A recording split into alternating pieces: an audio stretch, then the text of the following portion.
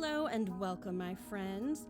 My name is Faye, and this is where I sit down with my friend Adam to talk about, well, spooky stuff. So let me ask you, do you believe in ghosts, hauntings, paranormal shenanigans? I don't, but I love hearing about all of it, and honestly, I would love to be wrong. My friend Adam, he does, and he has a lifetime of experiences to back it up. So buckle up, because today we're talking about Adam's strange trip to the strange city of Nashville for the Strange Realities Conference 2023. Strange. It was strange. It was the strangest of times. It was the strangest of times. That's all I know. Do you know anything else? I know that you went to Nashville. We need the music part now. Well, hello, y'all, and welcome to Believe or Not to Believe. That is the podcast. We are sitting down to talk about Adam's trip to the wonderful town of Nashville, Tennessee. You know, Nashville, Tennessee is the hometown of country music and the birthplace of bluegrass with roots in R&B and a thriving pop and rock scene. You wouldn't even think there's a thriving pop and rock scene, Faye. So many leather jackets, so many studded studs. So many studs. A lot of good They looking. do have a lot of horses. I didn't see one horse on this trip, Faye, Well. but I saw a lot of men in really sexy hats and boots. What do they say? Save a horse. Buy a hat, because every billboard that I passed on the way from the airport to the hotel had a billboard to buy a custom-made hat, beautiful leather hat. And I said, you know what? I'm going to have a hat by the time I leave this city. And did you? No, I did not. Because they're like $500. Yeah, they're crazy expensive. They're so sexy, though. Ooh. Are they? I love a man and a woman in a cowboy hat. I don't know what it is. The women, I walked off the plane, Faye. The women were all in these beautiful, like, pleated skirts. That sounds weird, but... And denim, and gorgeous, like, big earrings, and turquoise, and boots. Like, bedazzled cowboy boots. Everyone looked so shiny and new, like they were going to just break out into song. Yes. And they did. Like, there was singing everywhere in this town. Like, I knew it was Music City, USA. But I don't think I was ready for the music. Huh. You know? The image I have in my hand, the image I have in my head is not, I don't know. I guess I need to see it for myself, because that sounds... Not what you were picturing? I don't know, bedazzled things. Yes, and like bedazzled things. Pleated skirts. Pleated skirts. It was the energy when I got off the plane. It was so interesting because it's just filled with these young hopefuls that are wanting to make it into country music. And it reminded me of my 20s and when I was getting into the music business. And if I had just been in my 20s in Nashville, who knows what could have happened? We wouldn't be doing this podcast because I'd be too big for it. Yeah, true. You could be a country star. I still want to be. A country star? I do. I love country music. You know, I wrote a country song. You did? In junior high. Well, how's it go? It goes like this. My dog died. My girlfriend left me. My Chevy truck broke down. My boots were stolen by a thief. My cowboy hat fell to the ground. And that's why I'm sitting here and singing this sad country song. So get along, little doggy, and y'all come back now. What? You're a regular Patsy Cline. There's a second verse. Yeah, we're good. But thank you, though. Well, I got canned a few weeks ago. Excuse me. My TV fell apart.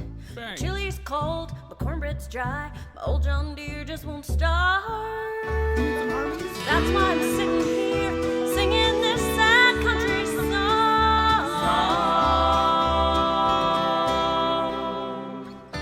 So get along, little doggy, and y'all come back now. Y'all come back now. Y'all come back now. Y'all come back now.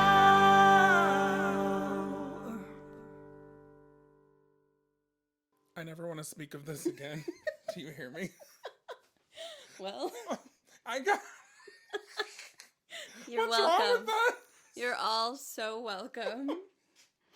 I'll be dropping an album Put that down in the books. for Christmas. Please don't. You know, that was actually kind of fun. You could be a country singer. I could. That reminds me of a song I wrote once at Thanksgiving about turkeys and how we eat them. Oh. It's called Death Screams. And it's a song where you can hear turkeys screaming in the background while I sing a country song. Well, that sounds... It's available on my YouTube channel under Adam Towla. Check it out. It's really there, and it's good. I will be checking it out. Yeah.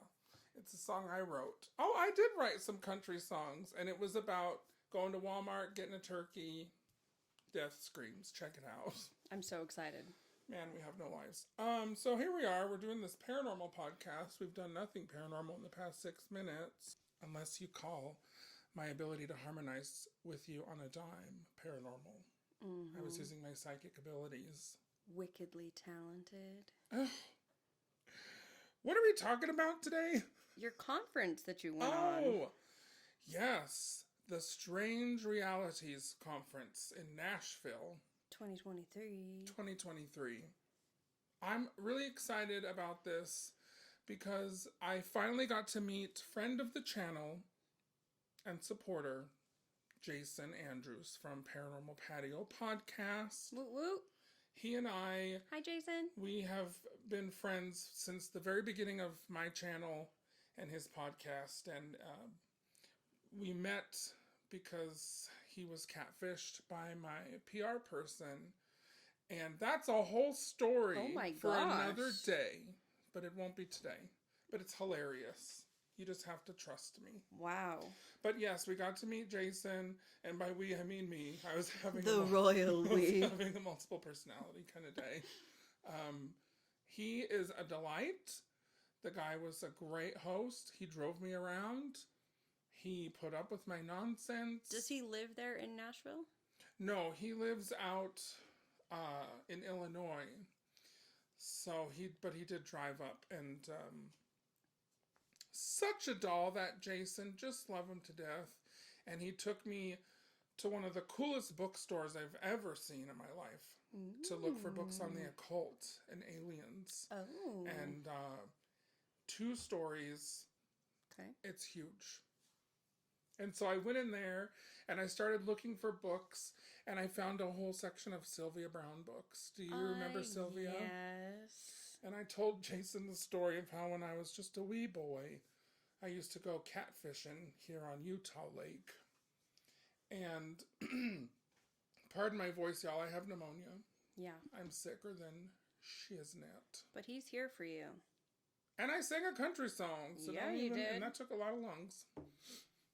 It didn't. I actually did not try whatsoever on that song, but it still sounded okay. You know, my worst is still better than everyone's best. Oh my gosh. You know, my favorite thing, though, about you is the humility. I know. Like, it's just, no matter what situation yeah. you're in, it's just, it rolls off you. Selfless. Humble. Self-deprecating. Martyr. Those are the words that are used to describe me. Anyway, Jason took me to this bookstore. The bookstore was called McKay's Bookstore. And if you want to learn more about them, go to mckaybooks.com. That's MCKAY books.com. They are delightful. I want to just show you a video because I just want you to see like how big. Like, it just went on forever, and then there was a whole second floor. Oh, wow. And they don't just sell books, they sell used instruments. Are these used books? Yeah, they're all used. It's my favorite. Yeah, they had books for 50 cents. I mean, there were treasures untold. You could spend the entire day there. And they have, the whole second floor it's records, which I love collecting records. I just couldn't bring any on my carry-on, because I pack tight when I pack. And then they have all the, like, used guitars. It's like a pawn shop almost. And so it was just fun. It was just Nashville, you know? Yeah. I don't know how to explain it. And, you know, Jason got a bunch of good books. I was reminded of Sylvia Brown. I think I was going off on a tangent, but I used to go catfishing, and then I would read my Sylvia Brown books at the lake while casting spells in the dirt. So it's like a full circle moment for me. And then we headed off to the conference. It was 3 days of paranormal bliss. Okay, so talk me through this. It's the Strange Realities Conference.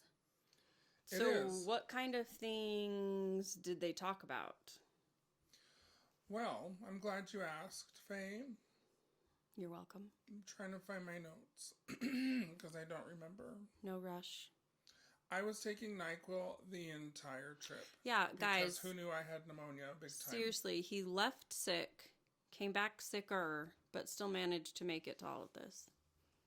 I know. I was a traveling fool the past week. I went from Orlando to come home to go trick-or-treating to record our Black Eyed Children episode, which shout out people loved. And then I went straight to Nashville. And I was dying the whole trip. And Jason's like, "Are you okay?" Because I was just like, yeah.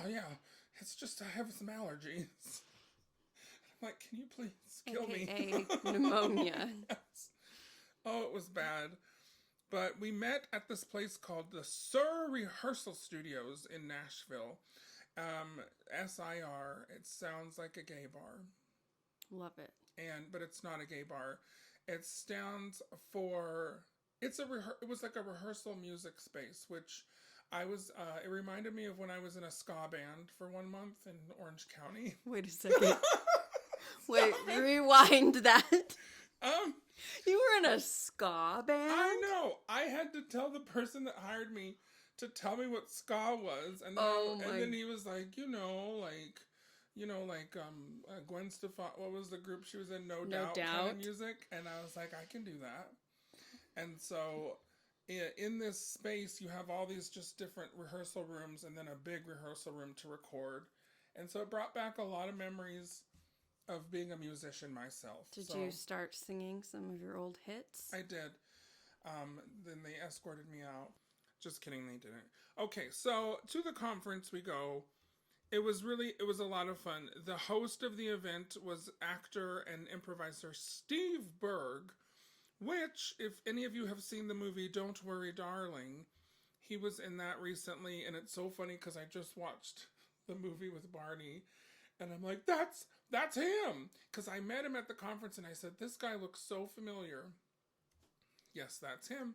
She's just looking up his photo. Found you, Steve. I found you. He has really good hair and a very upbeat personality. And it was kind of, this trip was just filled with synchronicities. And Steve starred in the movie Skinwalker Ranch, which I was invited to the premiere of back in 2013 here in Salt Lake City.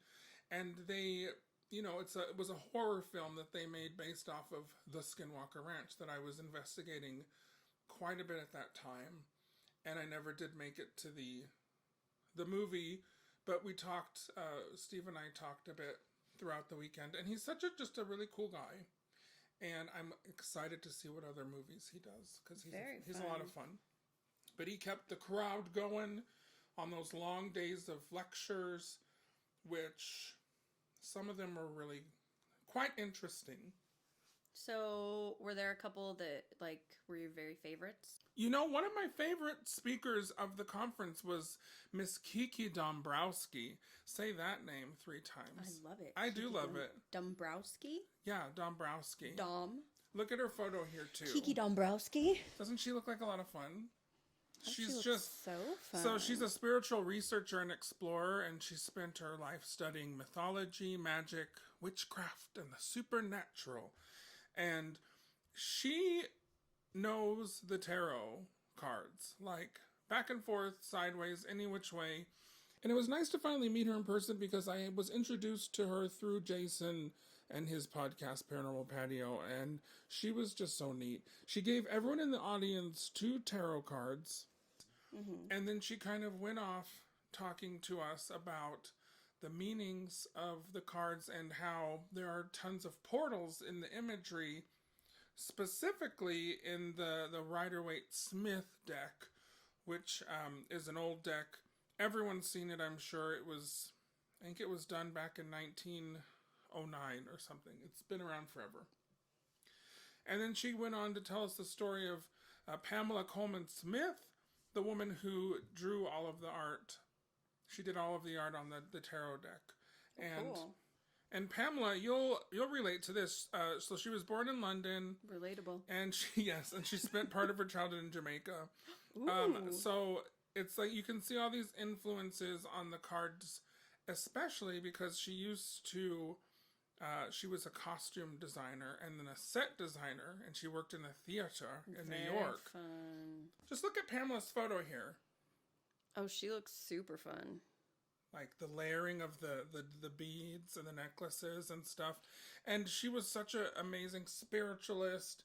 And Pamela was she was out there for the time, for 1909. She was a woman of the world. And it's so funny because after she was in this group with A.E. Waite, who's the creator of the world's most influential tarot deck. And by him, I mean she did most of the work for no money. But they were a part of this group called the Fellowship of the Rosy Cross. The Fellowship of the Rings. The Fellowship of the Rings. And it should be fun to mention. It should be fun, but it won't be. I can't speak English. Have you known me? Because I knew me for a while. But funny story, Pamela, after she did this deck, she was such a fun, new agey kind of gal. But then she immediately kind of like denounced it all and she joined the Catholic Church and converted to Catholicism and never spoke of the Order of the Rosy Cross again. Wow. It's Fun. Interesting because I feel like you don't normally see that. It usually is like the other way, right? That's exactly what I was thinking. So I don't know the reason. I can't ask her unless we pull out the Ouija board. So No, thank you. Okay, we're good. Anywho, back to business. So Pamela's drawings, Kiki was just telling us how, yes, there, especially in the minor arcana cards, there are tons of just multiple meanings in the photos. And I've always kind of known that, but I didn't notice how many portals and how many doorways you see in the photos of tarot cards. And Kiki was explaining to us, what a doorway can mean, how it can mean, a transition from one thing to another. And she's just so easy to listen to. I told her after her presentation that I wish that she had just talked all day. Like, she should be a college professor on tarot cards. Because she made me feel... And I've read tarot for years, but I learned actually a handful of things from her just in that 1 hour or so. Kiki's just one of those people you just enjoy listening to her talk. I love that. And she's a smart cookie. She's been all over the world. She had just gotten back from Egypt. She got a BA in English and Creative Writing at Southern Connecticut State U.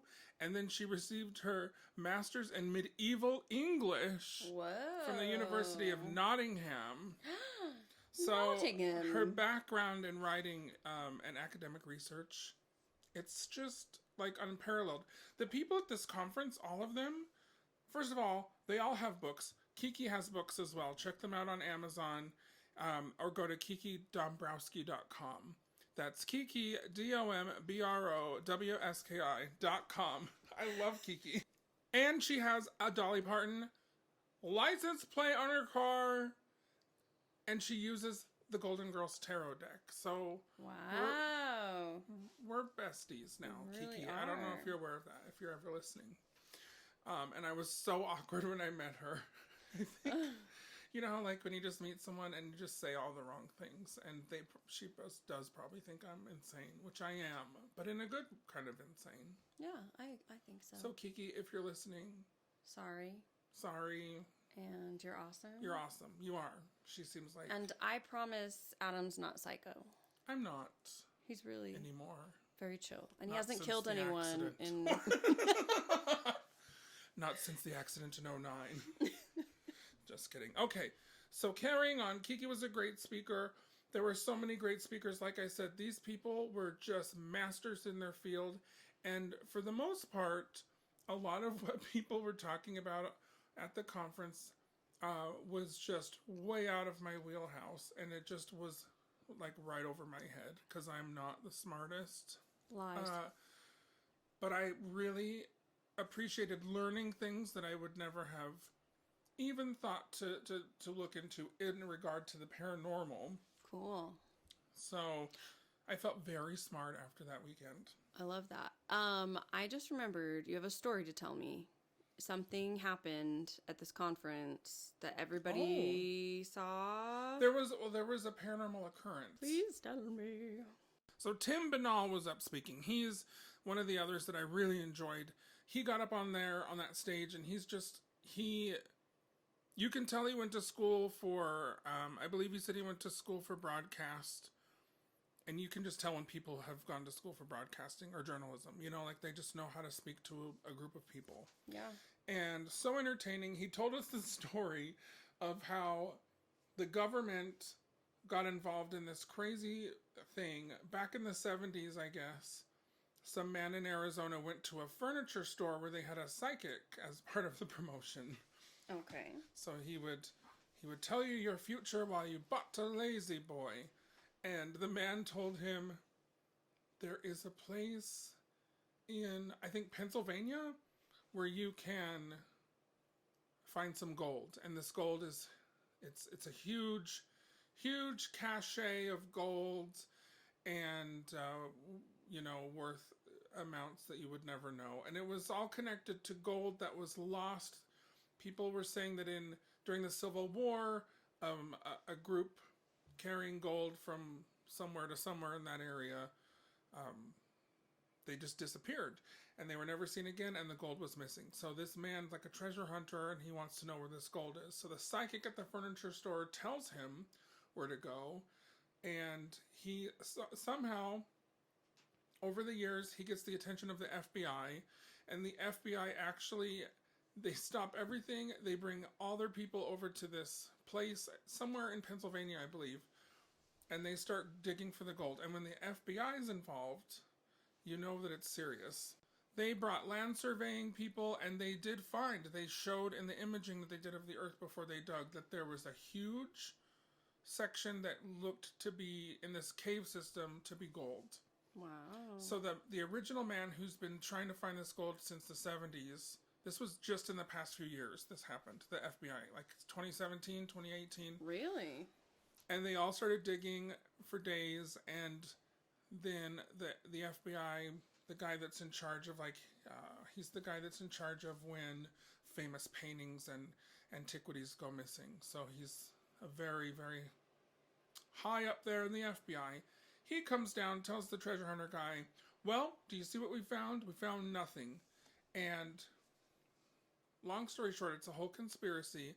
The man is suing the government because he says the FBI in the night stole the gold and pretended they didn't find it, so they didn't have to give him a finder's fee, because it was, we're talking to the tune of like almost $1 billion or something.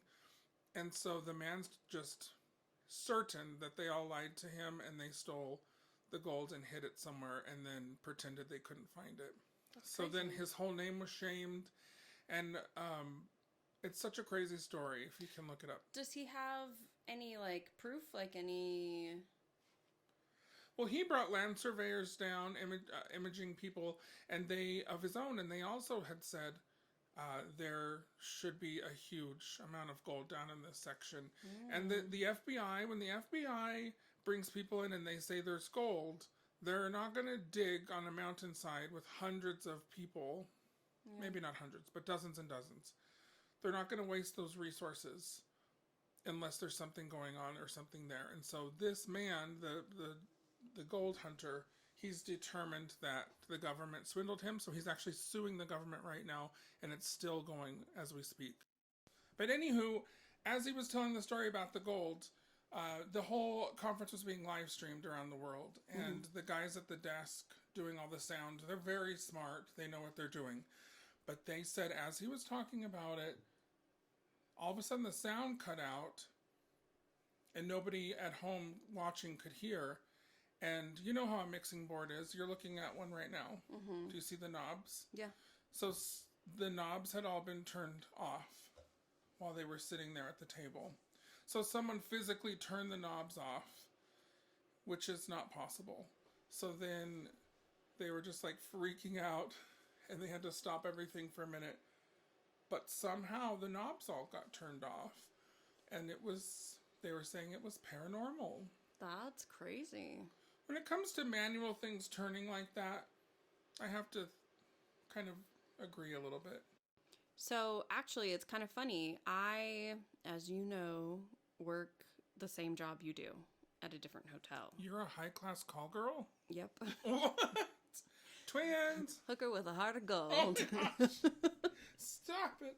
No, that is not what I do. But I do babysit a hotel overnight. And That's what I call it.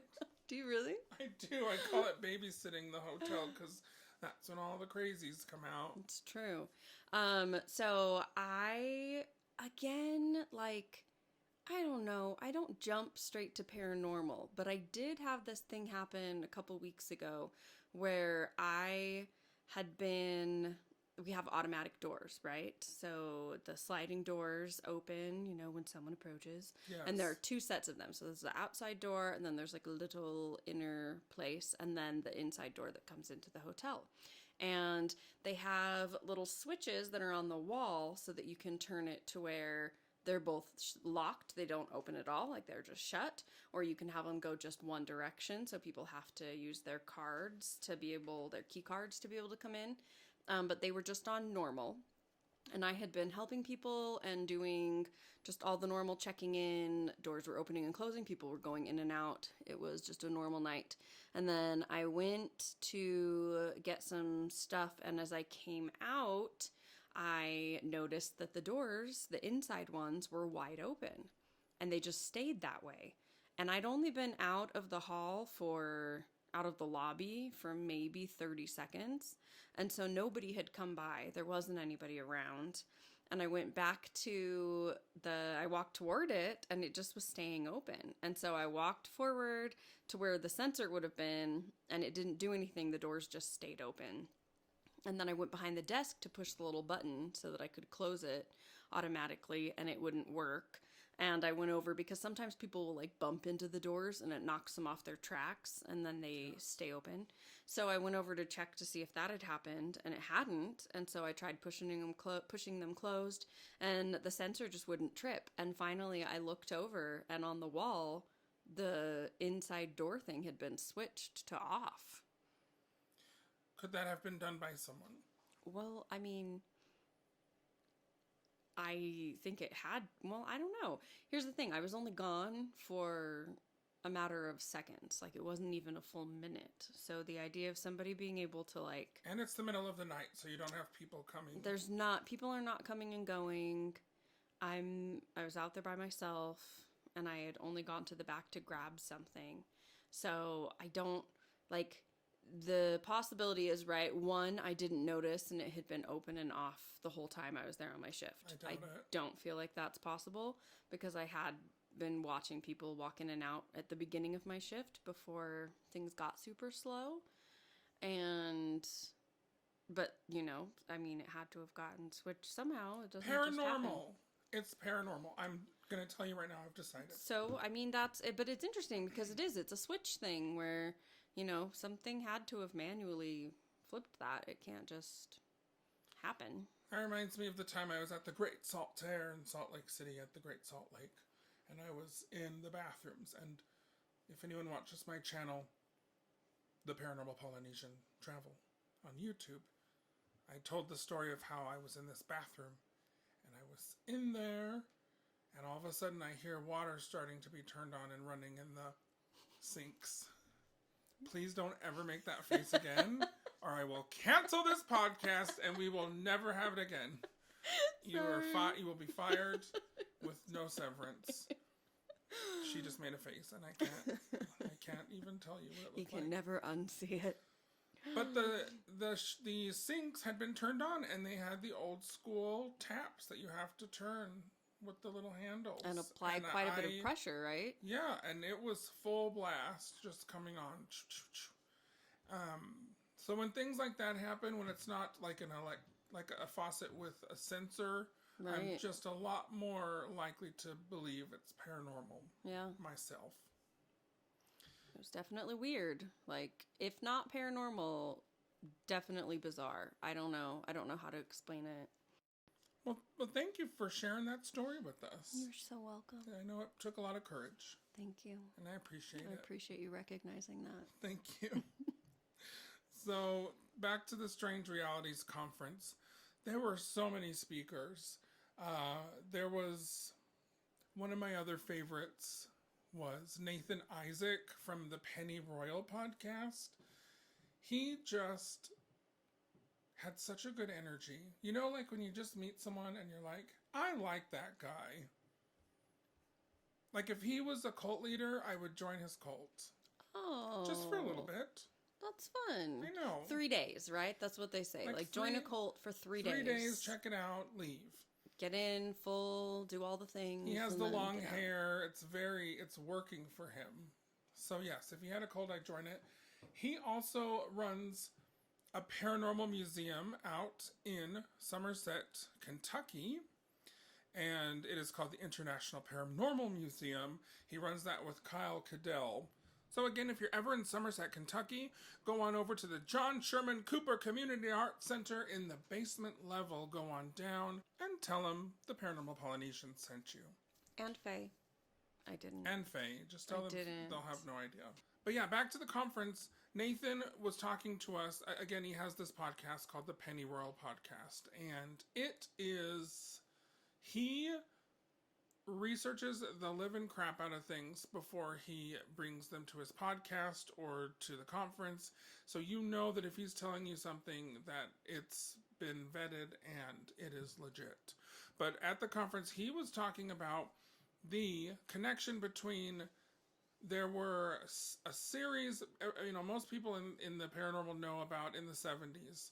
There was a huge spike in cattle mutilations in the 70s in Colorado, actually, next door. Yeah. And Kyle was able to connect these cattle mutilations to the satanic panic that we had later on in the 70s. Satanic panic.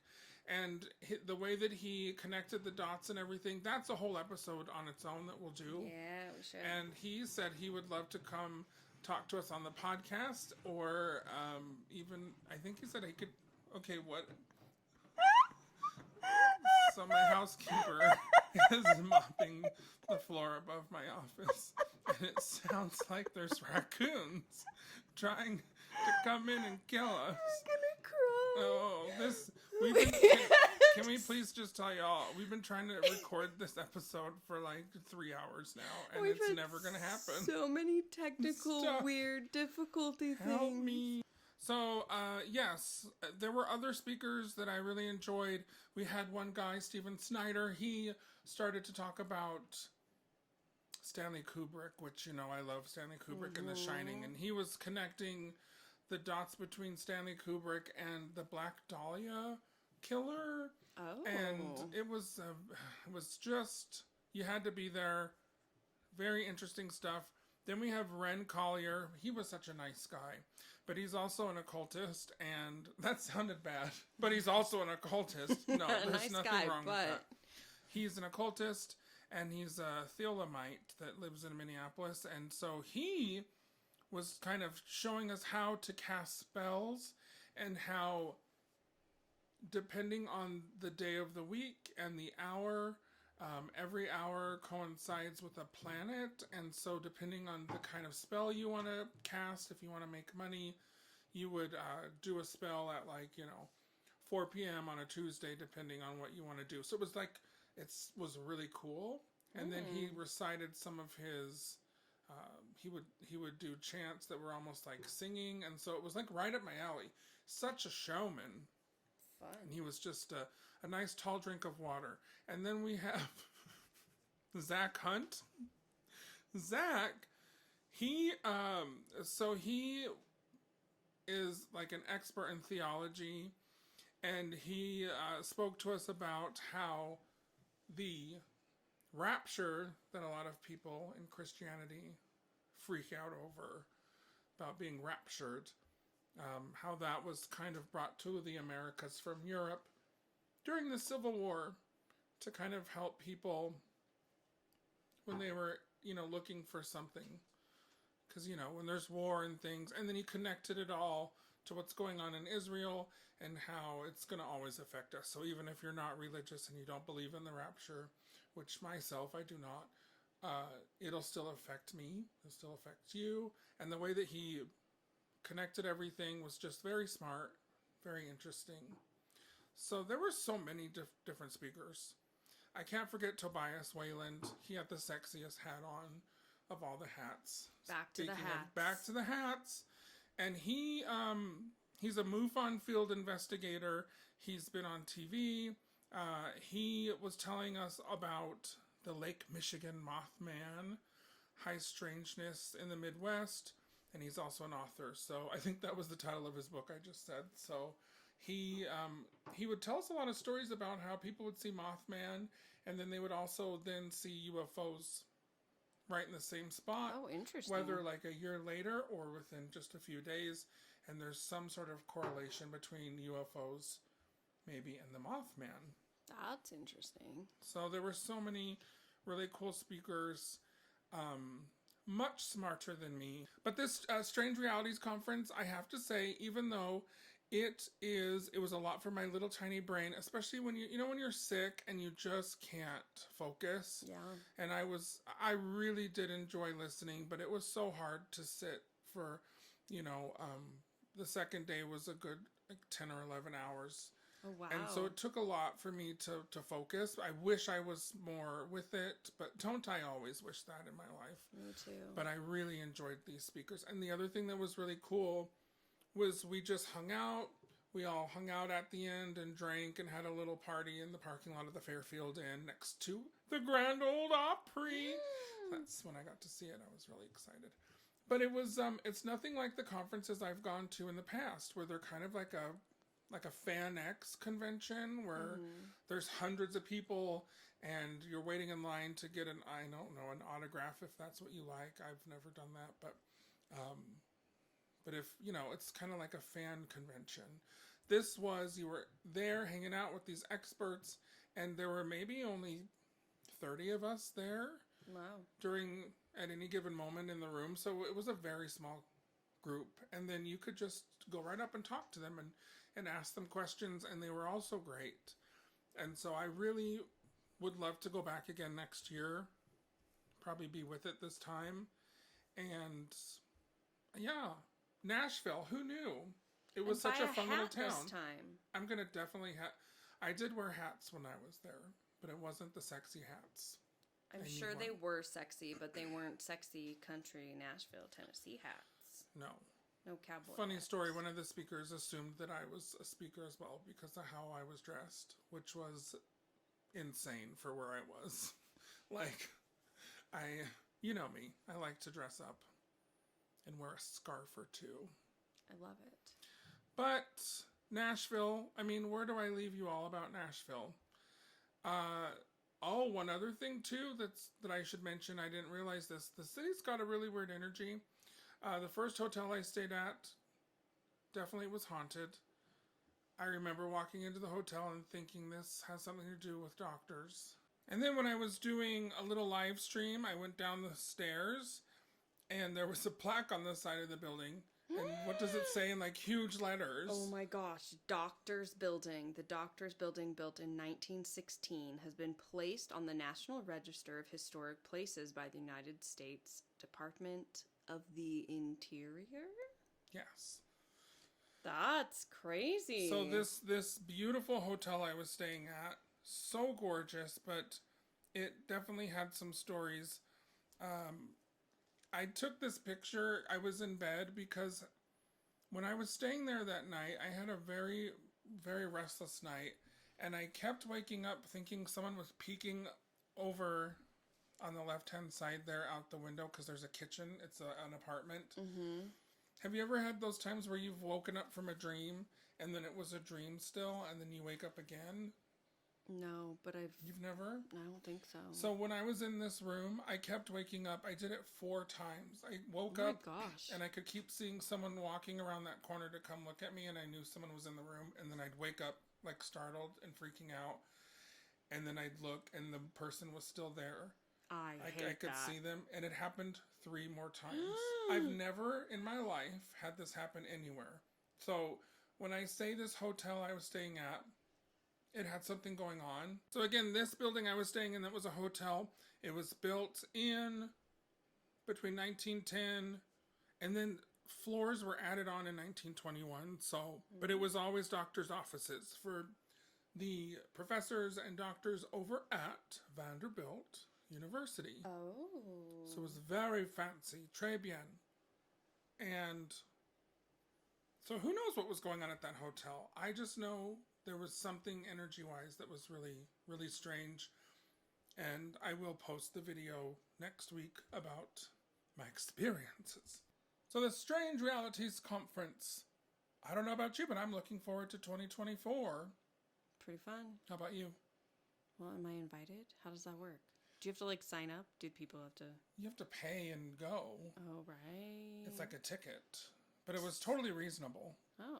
And who knows? Maybe this time next year we'll be speakers. I doubt it. But You might be. He'll be they like their speakers to be a little bit more, I don't know, intellectual with it. Gotcha. Wearing pants, if you will. You didn't wear pants? I forgot on the first day. But yeah, cryptos in Lake Michigan, demons in Colorado. What do you think of all of this? So many topics for us to cover in the podcast. So I'm really excited that you got so much for us to use. But it's going to be awesome. Yeah, about that. I mean, what do you think about the Strange Realities Conference? Did it actually happen, or was it a fever dream in my mind, because I have the pneumonias and I was dying the whole time? You've been very ill. Did I dream this all up? What are your thoughts, Faye? Did the conference happen? Do I believe or do I not believe? I think that the Strange Realities Conference 2023...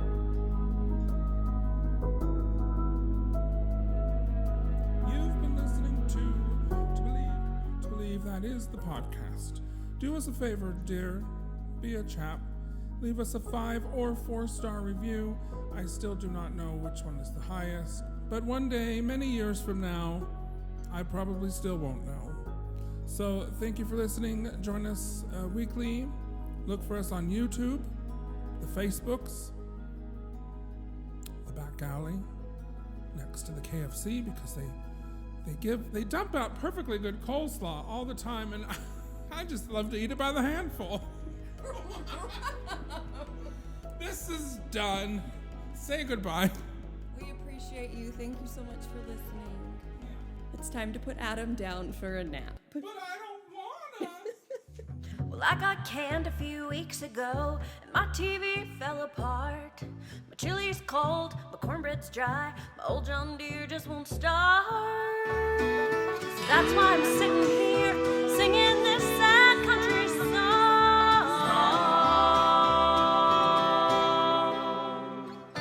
Sing it along, little doggy, and y'all come back now. Y'all come back now. Y'all come back now. Y'all come back now.